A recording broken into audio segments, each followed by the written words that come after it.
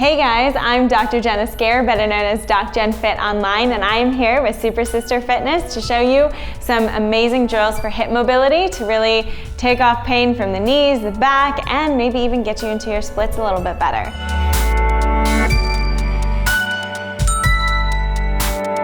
So often for hip mobility, the number one thing that I see is that we have to stretch our hamstrings, which is true, but smashing into the hip flexors or overstretching your hip flexors is a huge problem with hip mobility. And as much as it might seem that your hip flexors are tight, you actually might not be moving well within the joint of the hip. So rather than just focusing on bringing the legs up, bringing them back, and stretching hamstrings and hip flexors, what if we actually took it a step further and addressed hip rotation? Because the reality is, within our hip, it has to glide, slide, and move all different directions, not just one way, in order to truly get into our hips, take pressure off the back, take pressure off of the knees, move better, feel better, and be able to do cool stuff that I do online too. So, here's one that I'm going to show you how to just even test whether your hips are restricted in rotation. So when you come down, find a comfortable spot on the floor, bend your knees to about 90 degrees and separate them to about a little wider than hip width, okay? Maybe like a shin length between your feet, maybe a little bit wider. Now from here, we're going into what's called a chin box, or hip 90-90 stretch is what I like to call it. We're gonna take those knees and drop them over to one side. Now what you wanna be sure of here is that you have one leg that's perfect 90 degrees in front of you, perfect 90 degrees between your legs, and 90 degrees in the back. Now, with just sitting here, you'll be able to see and self-assess what's happening with the legs. So, with me sitting here, I know that my knee is popping off of the ground pretty high.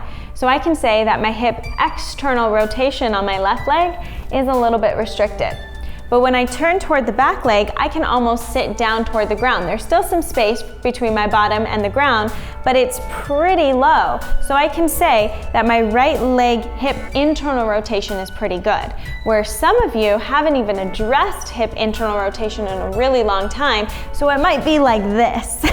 Very normal when you're just starting this stretch, and you want to make sure that you're not pushing into ranges that your body is not yet ready for, okay? Stretching doesn't mean pressing into positions that your body isn't ready for, but it really means just observing, becoming aware, and going into where your body is able and capable of moving into at this time, okay?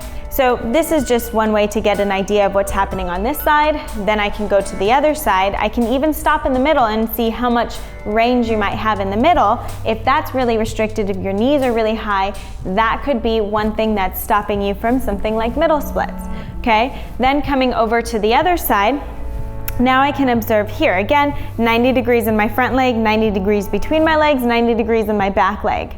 Now I can come here and say, just looking, my knee is way closer to the ground than it was on my left leg. So my right hip external rotation, not so bad. But when I sit back here, I notice there's a little bit more space. So my left hip internal rotation is a little bit more restricted. Now here's why this is so important. When we go into things like squats or anything that lunges, anything that we do, your hip has to be able to glide in different directions. So rather than just bringing my knee up this way, the same gliding that happens to bring my knee up toward my chest, it also requires a shift in the joint. And it's the same shift in the joint that is required for hip internal rotation. So if internal rotation is restricted, I guarantee I'm gonna have a little bit of restriction coming up toward my chest. That can cause hip pinching, that can cause any kind of pain. So clicking that you might be feeling, extra pressure into your back, a lot of that butt wink at the bottom of a squat. A lot of these things can be happening if you don't have adequate rotation in the hip. So that's why I come back to not just smashing into your hip flexor, definitely don't recommend that, And not just stretching the hip flexor, but actually getting into rotation in the hips is super huge. So I'm gonna show you a quick and easy way just to start to open up this rotation. So now you know how to self-assess what's happening. Now we're going to look into how to actually effectively stretch it. So I know that hip external rotation is a little bit restricted in my left leg. So I'm gonna come up and over. I'm gonna think of lifting my belly button up and over my thigh. So as I do this, I'm actually thinking of pushing this femur bone or this long bone right here at the top and pushing it back out like I'm gonna push it out my bottom. So I'm pushing it back this way as I'm coming over with a straight back. So rather than being here, because that's actually not really doing much, I'm lifting up and I'm pressing back, and as soon as I feel a stretch into my bum, I'm holding it there. I'm thinking of relaxing literally everything in my legs, everything in my back leg. There's no tension. I'm thinking of literally relaxing as I'm coming over. Once I feel the stretch, I'm just gonna stop there. So you can see I'm already pretty high, but I already feel really good stretch into my left hip. So right here, I'm just gonna breathe. And you actually wanna hold a stretch for 2 minutes.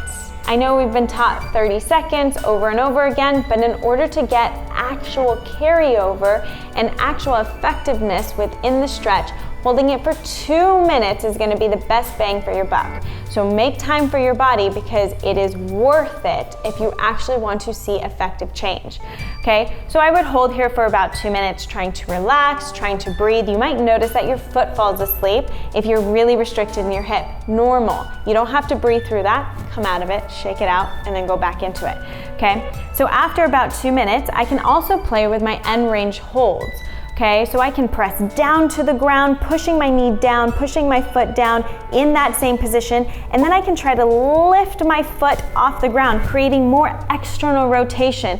So not only am I now passively holding, but I'm creating an active contraction that's allowing my leg to actually feel what it feels like to be in that end range of motion. Again, creating increased carryover to actually help improve the stretch long term, okay? So it's not just about passive control, but it's active control. So I do that for 2 minutes, I push and pull for about 5 seconds, and then I can go to the other side because I remember my left internal rotation was also a little crappy on my left leg. So now I'm here. So rather than forcing it, I'm just going to gently sit back until I feel a stretch. Now this stretch isn't gonna feel like a muscle stretch. It's gonna feel like there's wrapping around your hip. So as I'm coming down, I'm gonna feel like there's wrapping around my hip here, and I'm just gonna breathe into that. So stopping where I feel a little pressure in the hip and just gently breathing. Now you have a muscle, I call it your coffee muscle. It's called your tensor fasciae latae. Now if you go from your hip bone and you go down and to the side just a little bit, so straight down and out to the side, you feel a little tension there. And this one gets really locked up with internal rotation of that hip. So sometimes just gently, not smashing, gently just rubbing it out and breathing into it again, relaxing everything, okay? 2 minute hold again. And then you could do your 5 second push down, pull up for your end range hold. So push down for 5 seconds. Now I'm gonna keep my knee here as I try to go into internal rotation and pull up, hold that for about 5 seconds. Now, if you get cramping, normal. It will happen, but I promise you it gets better over time. So the more that you're able to do this stretch and actually commit to it on a daily practice, the better it's gonna get. And you're gonna realize that everything starts to open up. Your hips start to open up, you get less pressure on your back, less pressure on your knees, even down to your feet, and you can feel how that actually feeds up the body and feeds down your body. Your hips are your access point. If we're not moving well from our hips, we're probably not moving well anywhere else. So make sure that you take time to get to know your body so that you can actually see what's happening. If you like this video, there's so much more where this came from within the Optimal Body. It's a monthly membership where you get access to all kinds of hip mobility and so much more. So I've created a program for you that you can just have access at your fingertips. It only takes 5 to 8 minutes a day, and it gives you access into strength, functional strength training, core stability training, what that actually means, and mobility flows for literally every part of your body. So that's below. Check it out, called The Optimal Body, just for you, so you can continue to open up and feel free in your body. Don't forget to like, comment below, and subscribe. I'm DocJenFit, and I'll see you over on Instagram.